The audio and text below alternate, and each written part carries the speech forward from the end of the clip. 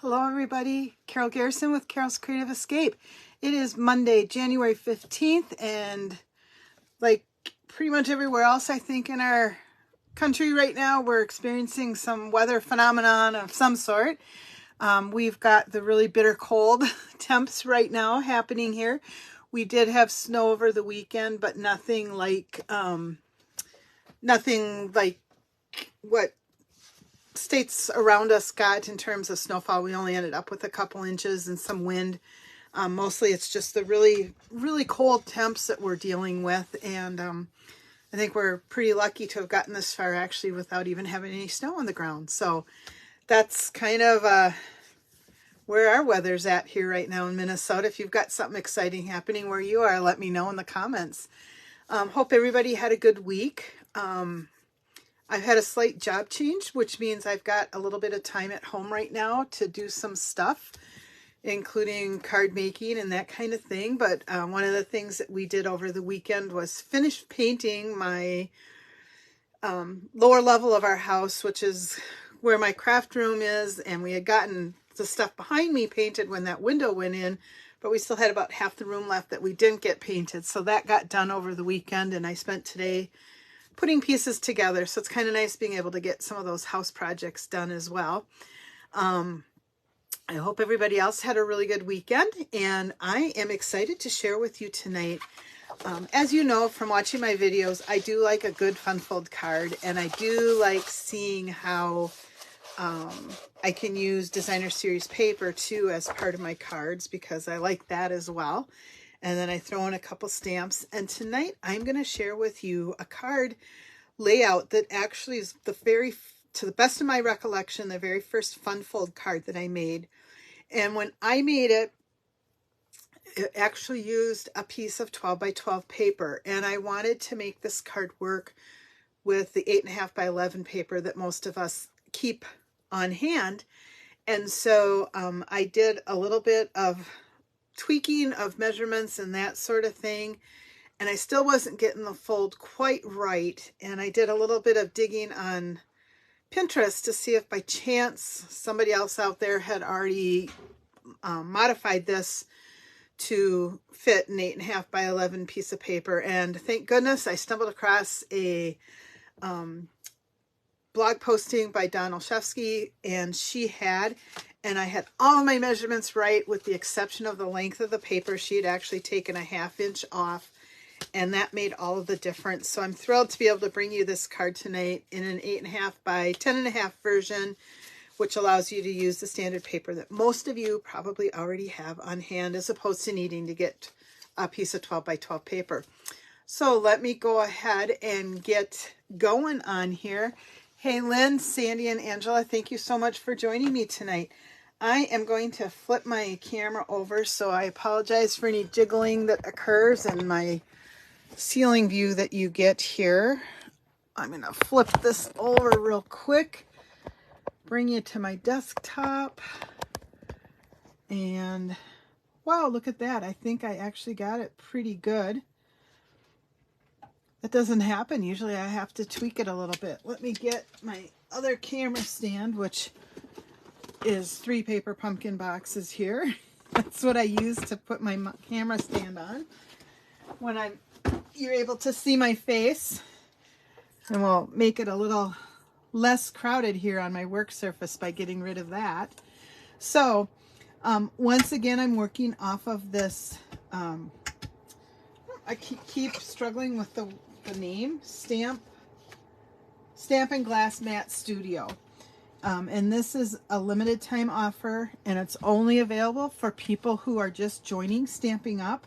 As a demonstrator, I had a chance to order a limited quantity of them prior to January 4th, and once that quota had been met, even demonstrators weren't able to get this anymore. So it is a glass surface. It's an easy clean surface. It comes with its own cleaning cloth, a silicone mat, and it's just part of, if you join, you can get this as part of your join package, or you can just simply add more materials. And again, keep in mind, Stampin' Up never requires you to have an additional sale or order. if you chose to do that. So just a great opportunity to get this cool surface. But that is enough of the commercial. Let me show you this fun fold card. Now, because it is down to 10.5 inches, the finished card itself is 3.5 inches wide. It is 5.5 inches across, but will be 3.5 inches. That just means it's still going to fit into one of our regular envelopes. But look at that. Isn't that fun how that opens up? It's kind of a triple Z with stuff going all over the place. But this is the card, and when it folds up flat. I did put a few embellishments on it, so I do need to protect the front of the card. And like I said, it's a great way to show off our designer paper. It shows off some embossing folder, some stamping, as well as our different cardstock colors. So if you want to have a card that's going to showcase that, I think this is the one to do. So I am going to actually share measurements with you, and then I will have a template that you can take a picture of when we're all done here. And there are lots of pieces. Please don't be intimidated by all these pieces. And I am actually going to show you how to cut this cardstock as well, just so that you can see how that works. So to start with, we've got a piece of 5.5 by 10.5 cardstock. I am using Highland Heather, and it has been scored at 1 3/4 and 3.5. And then you can either flip it and score it at 1 3/4 and 3.5 again, or if you like to just keep feeding it through on your score tool or set it up on your scoring tool, you can just go 1 3/4, 3.5, 7, and 8 3/4. And then to make the cuts on this, it's very simple. And you just need to have your Stampin' trimmer. And you're going to put it in this direction. And I like to use, when I'm doing this side of my cutter. And the reason for that is this space is automatically already, I'm going to pop my cutting guide out. This space here is already 1.5 inches. So I don't have to worry about it shifting on my cutting tool at all. I can just slide it right down there, and then I'll just flip it over when I get to the other part. So I'm going to slide it in, and I'm going to have my cardstock lined up right snug to that. There is a little bit of a lip, and so it kind of sticks. And then what I like to do, it's 1.5 inches in, is I just put my cutting kind of in the middle, my cutting blade, and I press it down. And that way I'm not having to start right at the beginning or end of a score line. I can kind of control it. And so you want to cut from this score line to this score line. So these would be the 1 3/4 inches, 1 3/4 inches. You're going to cut from there. So I just slide it and I line my cutting blade up with the score line. And then I drag it down, and I do the same on the other end. And then to get that other cut mark, I'm going to just flip it over and repeat that process. And again, I'm just going to punch it down a little bit there. I'll bring it up to the score line. And then I'm going to do the same on that end. And that's how I make the 2 cuts that I need for this card. Now, I don't know if you're aware of this, but on our cutting blades, take the whole thing apart here.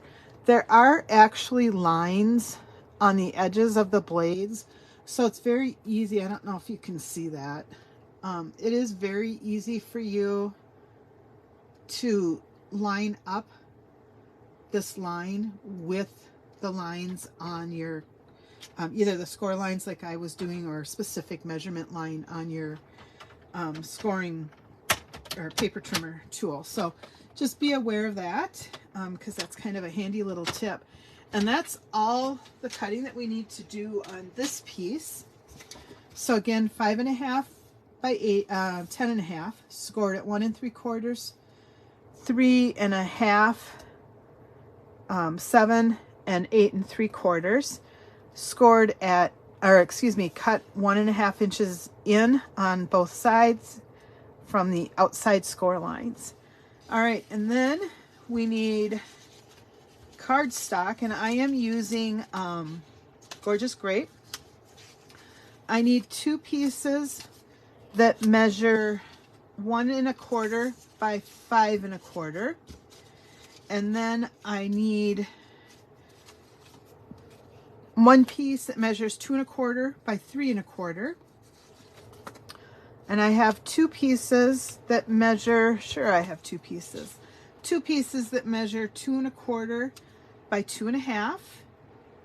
And then 2 pieces that measure 1 1/4 by 3 1/4. And finally, I have 4 little pieces that measure 1 1/4 by 1 1/2.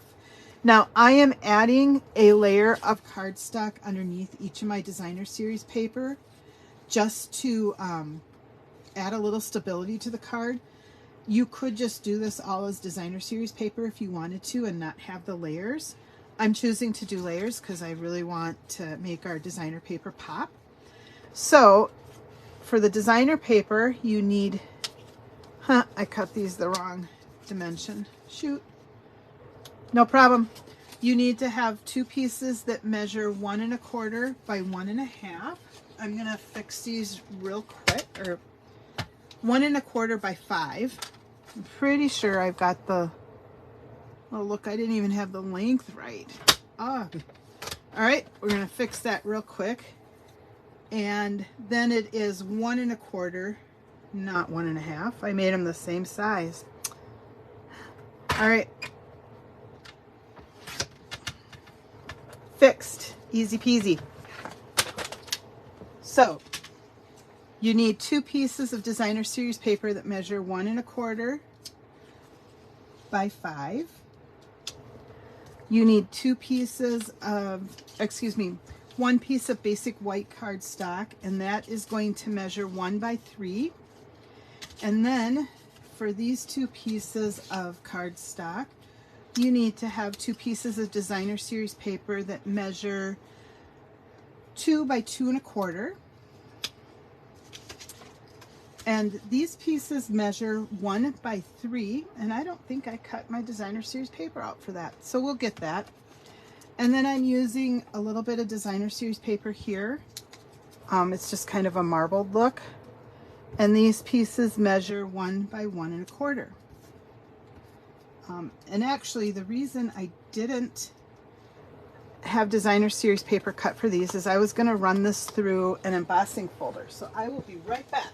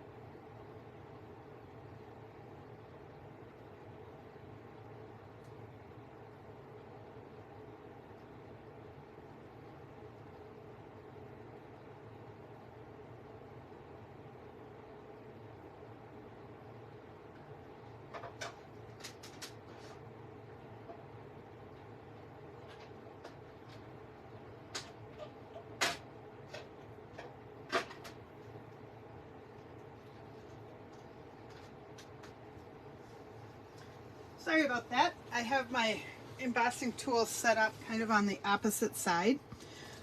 So I'm using a folder from the annual catalog. I can tell you real quick what that is. It is the Painted Posy 3D embossing folder, and it just picks up some of the flowers like are in the paper. So I just wanted to add a little texture that way. But if you wanted, you could layer this with designer series paper and it would be 1 by 1 1/4. Okay, so I told you I was going to have kind of a template that you could take a picture of. I'm going to put this on my mat right now. If you want to take a quick picture of it, feel free. And then I will post this again at the end of the video, just so that you've got that to look at.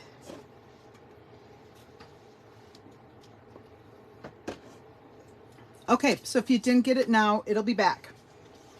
All right, the next thing that I want to do is just do some stamping on here. And I'm actually going to be using the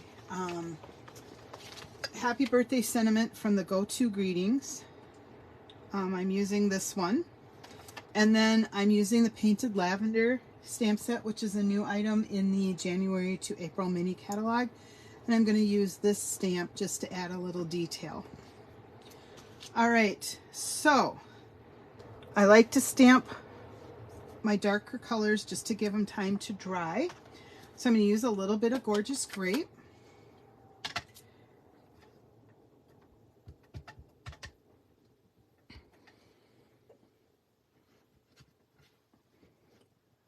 And I'm just going to stamp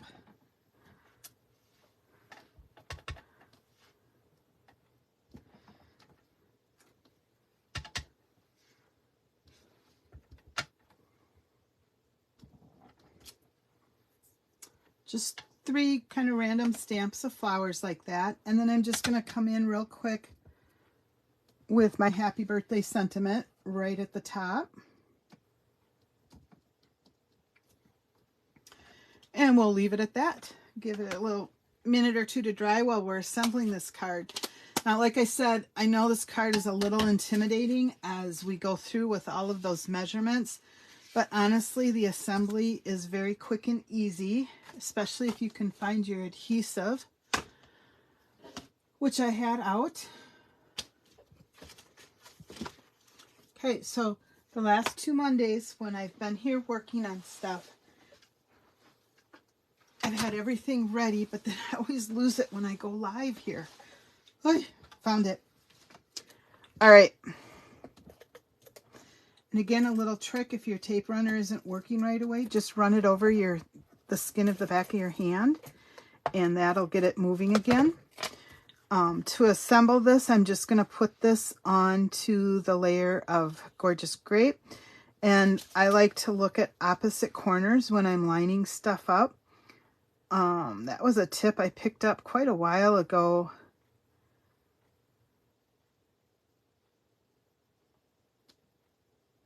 And it works quite well.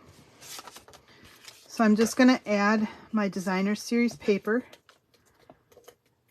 to all the various layers of cardstock.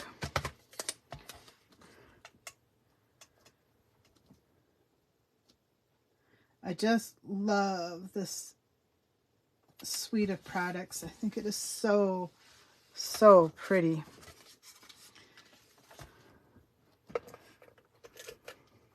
I don't always care for the smell of lavender, but the flowers sure are pretty.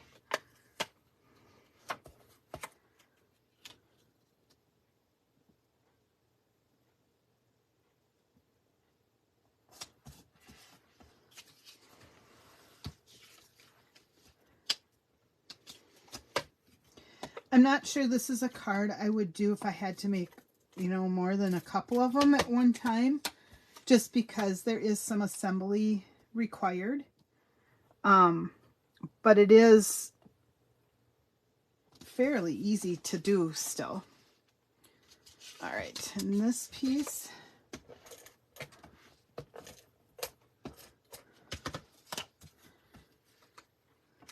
is going on here.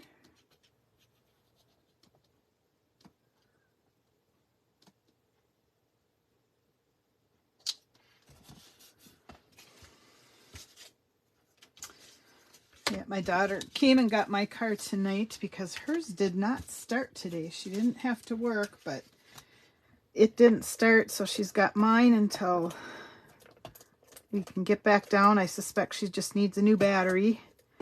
It didn't survive the cold temps. So hoping mine will start for her tomorrow. If not, I think she's got plan B in place for somebody to pick her up to get her to the school she teaches at. So we're going to keep our fingers crossed for that. weird things happen when it gets this cold, and things stop working that were working just fine before it got cold. Now you'll notice I am getting adhesive onto this glass. Well, you may not be able to see it, but I am getting some adhesive onto the glass. That is not an issue because part of this glass mat studio includes a cleaning cloth that will get that adhesive right off with just a little bit of rubbing. I'll show you that. Personally, I should have grabbed, I think I will be still doing it off of my silicone mat just because it is easier to clean up, and then I don't have to worry about getting it on any of my projects if I don't realize that it's there. But this is the cleaning cloth. Oh, mine is pretty dry, but there's a wet spot here. So it's just a soft gray cloth, and all you need to do is just rub right over it. And every once in a while, a little bit of elbow grease is needed, but for the most part, it is free of adhesive. Again, I would prefer to make sure that I don't get any on my projects that I'm working on, so I'm probably still going to use a silicone mat, but that is one of the advantages of this glass top studio. All right, now the next tricky part of this card, now that we have our pieces assembled, is going to be how in the heck do we fold it? And I will tell you, I always need to look back and play with it a little bit. So don't be alarmed if that happens to you. But the first thing we're going to do is fold this over, and you do want to make sure that you're burnishing your edges because you do want crisp corners on this. And then on the top piece, you're going to do a valley fold. And so that's where the folding can sometimes get a little tricky because you're only folding this piece as a valley. Okay, so we'll burnish that. The middle one we want to fold as a mountain. So we're gonna bring that one over. But then on the bottom, again, we want it to be a valley because these folds are gonna go the opposite way. So here we did this one as a mountain, valley, mountain, valley. So mountain, and then valley, mountain, valley, because it goes in and forms a V rather than the mountain. Then we'll do the opposite on the next section, and we're going to start with a mountain, move to a valley, and go back to a mountain. So that's kind of the opposite of what we did here. And again, I'm going to burnish those in just so that I've got a nice tight score line there, or fold line.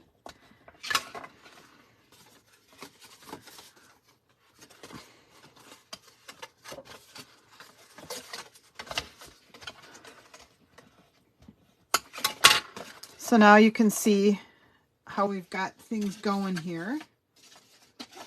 And then the last fold we're going to make is on this piece, and this is all going to be folded as a valley.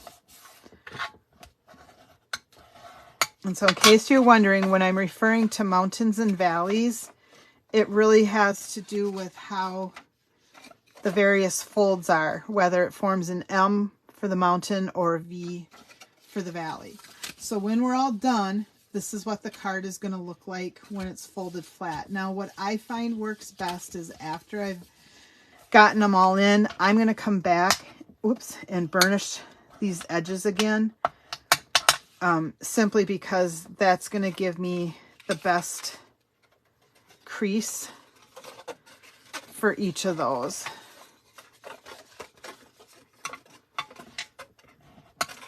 And you really do want a good crisp fold. Okay, so now we've got all of our score lines in, and the reason I like to score before I attach my paper is it helps me define the boxes, so it helps me get everything in square and kind of where it's supposed to be. So we're going to stick these here.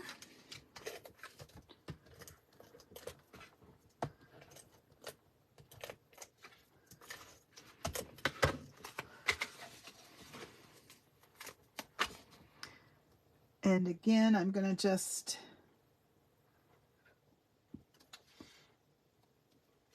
look at my opposite corners to make sure everything is lined up. The only thing when you're cutting is make sure that you're watching the direction of your paper so that you cut your paper in the correct direction that it needs to go based on the design of your paper.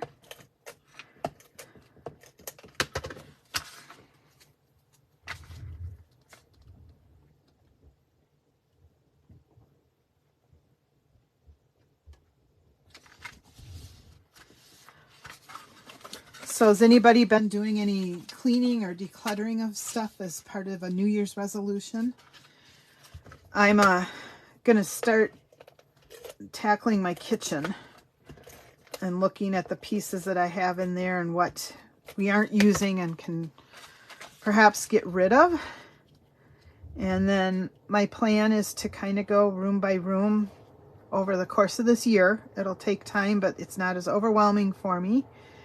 And tackle each room. I've got a couple rooms that just have a lot of clutter in them, and they're going to take me a little bit longer.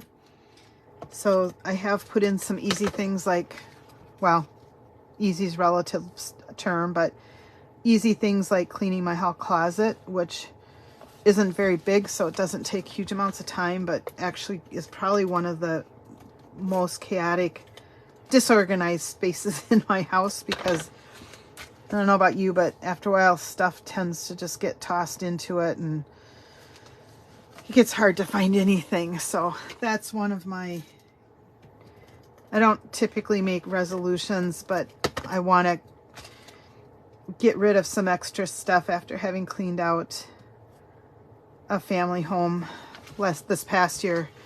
It just kind of makes you aware of just how much stuff you have in your own house, and maybe if I can keep up on it someday, it won't be as bad for when my kids need to go through it, and maybe I can help them avoid having to make some of the hard choices that we had to make on some stuff too. If I just get rid of it now, they won't feel guilty. Who knows?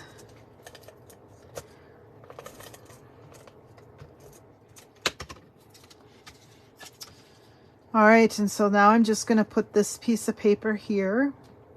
And again, this one, I'm not layering any designer series paper. I'm adding a little texture with the 3D embossing folder that I used. And I think this folder really complements this set of products as well. There's a lot of similarities in the flowers on there. So if you still have it, be sure to use some of those images.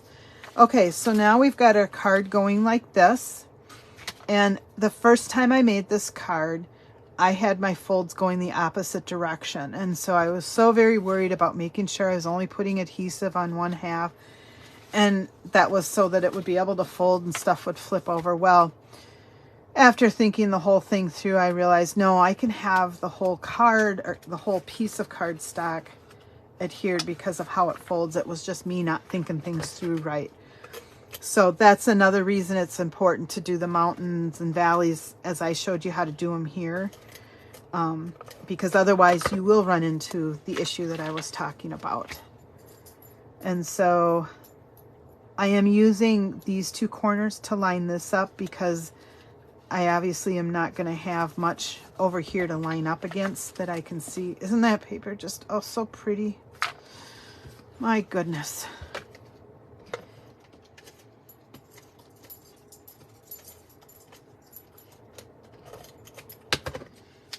All right, and then on this one, I'll use these two corners. And I'm going to line the card up here. And so now we were able to show off the stamps, some designer series paper, an embossing folder, a fun fold, and I have one more item I want to add on to this. Part of the suite that comes with this lavender set are these gorgeous die cut butterflies, and they come in 5 different sizes. They are die cut already for us, and they can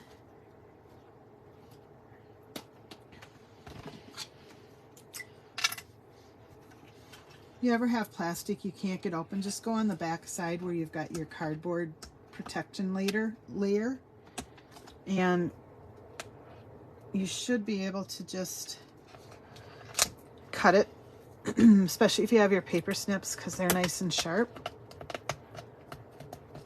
And I guess it's not working because I'm live. All right. Anyhow, I want to use 2 of these beautiful little butterflies to decorate the front of my card, excuse me, and the inside of my card with. And so on the front, I want to see, I think that's going to be too big. I think I'm going to use these 2. And right now they're white, and I want to just take my blending brush and add a little bit of color to these. And so I'm going to grab my piece of scrap paper back again. I'm going to actually use one of the smaller blending brushes in Highland Heather ink. And I'm using the smaller brush just to give me a little bit more control. And when I do it, I'm going to start on the outside and work my way in, and that should give me a bit of an, if all goes as planned, should give me a bit of an ombre type effect with the color, which is what I really want. I don't want a lot of color on here. So I want it darker on the outside edges, and then I'm just going to go real light as I go towards the inside of the butterfly. Okay, and I'm going to do the same on this one, which I'm going to use on the inside of the card. So again, I'm going to go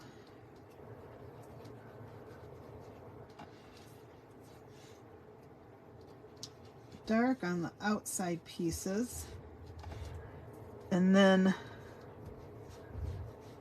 go lighter as I work my way in on the butterfly. And that just adds a little bit of color to the butterflies. You could get really fancy. I'm not feeling real fancy tonight, but you could add a lot of colors if you wanted to do that too. And then, like I said, I'm just going to put these inside the card on these 2 pieces just to add a little bit of texture. And because these are so fine on the paper, I'm going to be using my green glue, and I'm just going to stick a few dots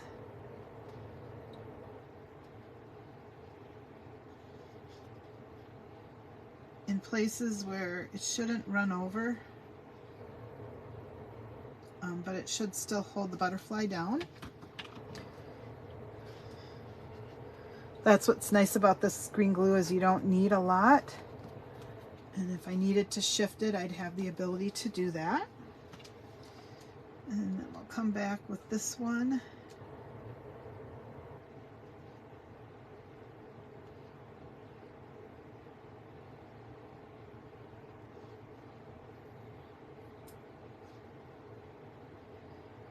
And one of the things I've done with my green glue is I've got this little glue holder.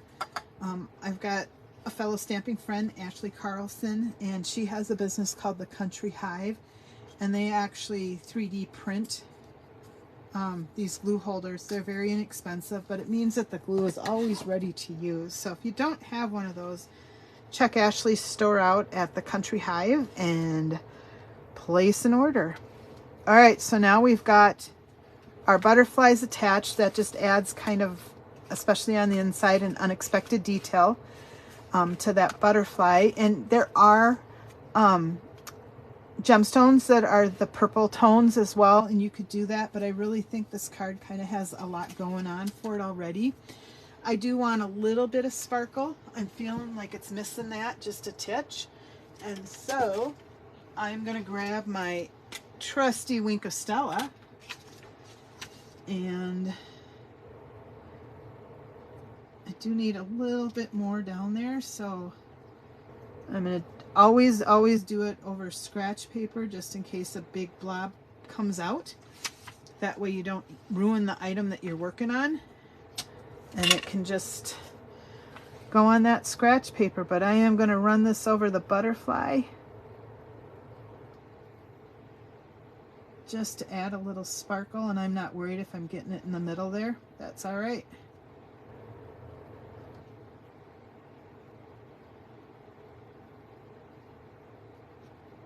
The more the better.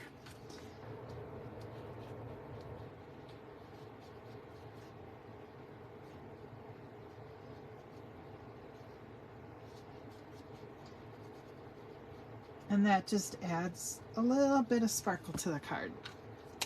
Wink of Stella, if you don't have one of these yet, make sure you place an order for it. It's the best.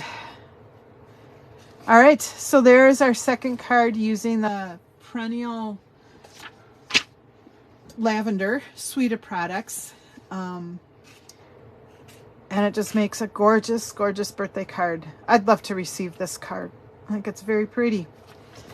And then here's one using the Delightful Daisies. Different color tone, but equally as pretty. So, hopefully you had fun watching how to make this card. And again, even though it's a lot of prep ahead of time, it's a very easy card to assemble. It's not complicated. I think the hardest part is just remembering which way to fold. And so what I have done to help you, again, I'm going to put this back out here, is created this template so that you can work with that and get your measurements. Go ahead and take a screenshot. And I have actually created, you know, a while back I was making all those templates, and I've actually created a template for this card as well, primarily to help me get the folds correct. So there you go. I hope everybody has a great week. Stay warm. The weather's not too bad for you. If you have any questions on measurements or anything on this card, feel free to give me a comment, and I will be sure to get back to you as quickly as I can. And we will see everybody next week. Have a great week, everyone. Bye-bye.